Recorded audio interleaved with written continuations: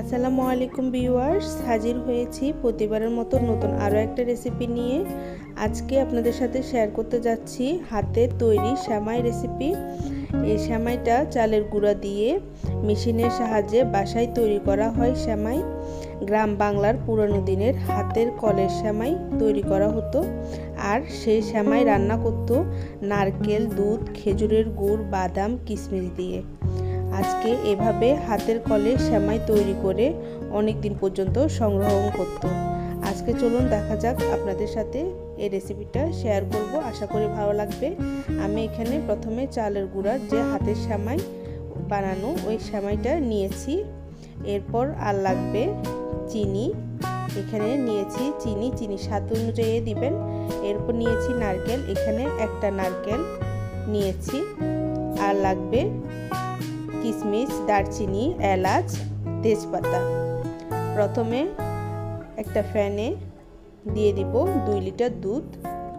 এখানে 2 লিটার দুধই দিলে ভালো হয়, যত দুধ দেওয়া যায় ততই এটা টেস্ট অনেক গুণ বেড়ে যায়। এখন দুধগুলো ফুটে আসলে দিয়ে দিব তেজপাতা, এলাচ আর দারচিনি দিয়ে একটু নেড়ে চেড়ে দিয়ে দিব চিনিটা আপনারা স্বাদ অনুযায়ী দিবেন। এরপর চিনি দেওয়ার পর একটু নেড়ে চেড়ে দিয়ে দিব সেমাই। এখানে পুরো সব সেমাইগুলো দিয়ে দিব। দেখেন নিচে চাউলের গুঁড়া পড়ে আছে, উপর থেকে সেমাইটা নিয়ে দিয়ে দিলাম। এরপর এটাকে ঘন ঘন নাড়তে হবে যাতে করে দলা বেঁধে না যায়। খুব সাবধানে কিছুক্ষণ পর পর আমি নেড়ে চেড়ে দিব। নেড়ে চেড়ে দেওয়ার পর যখন কিছুটা পরিমাণ হয়ে আসবে তখন দিয়ে দিব নারকেল কোরানো দিয়ে দিলাম। দেওয়ার পর আবারও নেড়ে চেড়ে দিব।